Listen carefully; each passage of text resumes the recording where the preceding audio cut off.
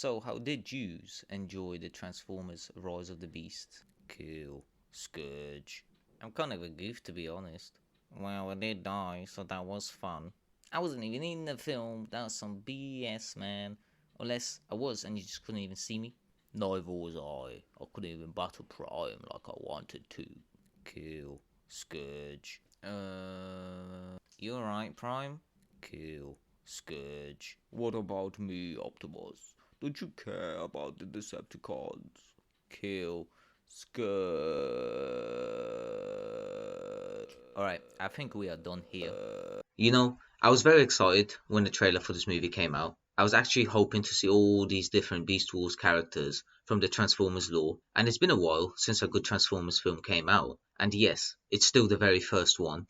But honestly, I don't know what anyone who was working on this film was thinking. Now, I'm not saying this film is the worst film ever, okay? It's definitely there on the average line. But do they realize that this is a Transformers film? Like, honestly, I get so confused by these people who supposedly went to film school or wherever the hell you go to get your writing education, and then they came up with this. Don't get me wrong, the action in this film, when it's there, it's good. It's enjoyable to watch for sure. I mean, big robots beating the hell out of each other, what's not to like? Also, the fact that the characters do look like they are supposed to look like, unlike the Bay versions, will get you plenty of positive points from the fans, like myself included, but the problems lie in the decision making of this film. So, alright, you call the film Rise of the Beasts, you only include, like, what, 5 actual Beast Wars characters? What the fuck? Am I actually stupid or something? I mean, I was hoping to see something more really, as the Beast Wars cartoon and the lore does contain over 40 characters in it, and I just think it's just a waste of opportunity, really. You had so much characters that you could have used, and also, like, where the fuck is Grimlock? The most powerful Maximal just missing from the entire film. Not even a glimpse, like Rhinox got. Like, come on, really? He's supposed to be dead, apparently, into the lore. Like, what? How do you just get to miss out on putting such a cool character in the film? Like, what are these choices? I can't say that I'm a massive Transformer geek to be complaining so hard about this, but like this film just hit hard. I wanted this film to be good, especially since I do enjoy the lore of Transformers, and I did play a lot of the old games back in 360 days. Also watched the Netflix animated series, which I do suggest watching if you are into the Transformers lore, as it's a really, really good watch. Much better than this film, I must say. But alright, let me briefly explain the movie to you, and then say why I think if you're going to do a Transformers film, you should really learn what it's about.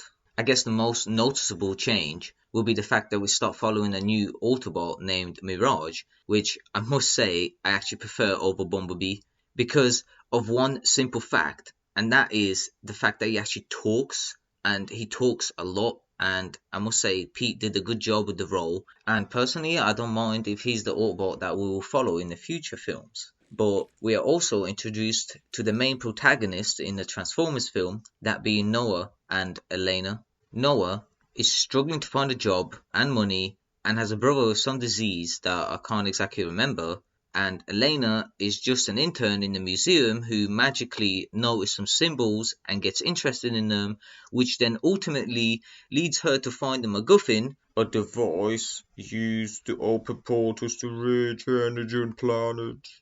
Whilst Noah decides to steal a car after his friend told him to, because, yeah, why not, right? You'll help your brother even more when in jail, mate.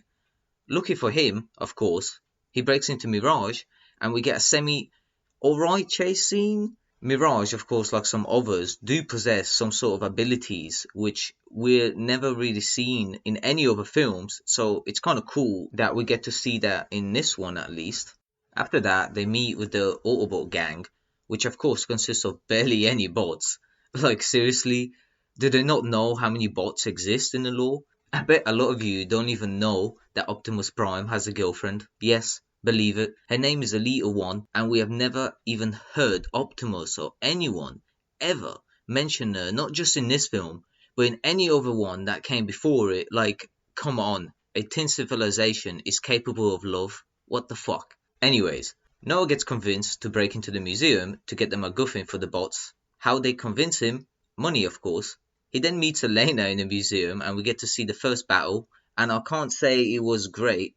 B gets killed and Optimus was about to be killed too, just before his ass is saved, conveniently making the bad guys just to give up.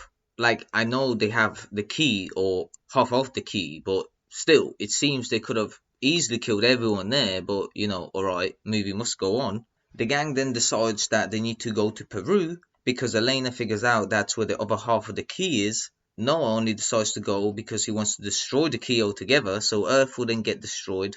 Scourge, of course, knows where they are exactly and is there to attack them conveniently. And we get such an amazing battle. It's just perfect. Rolling down a hill. But we do get to see the Maximals when they are there, or at least what's left of them. Great. We then get some more filler scenes until the next day Airazor starts turning evil and Primarch's the killer, which I must say did seem somewhat sad. But if these characters had more time on screen, maybe then we would care more. I don't know. We do get to see a scene of Optimus convince Noah not to destroy the key so they can lose it literally 2 seconds later. So that's good. So then Scourge opens the portal with the key. And oh my god, I think this might be the cringiest scene of the year, right? You remember the endgame scene of Captain America saying, "Assemble." The scene is just great, honestly. And what do they do here? Basically, copy and paste it with and I know the line is what Prime usually says, but shit, there's only 6 of them here. In Avengers, there's literally hundreds of them, and it just works way better. I can't say the action in the last battle is bad. It's alright. It's quite pleasant seeing your favourite robots slaughtering bad ones.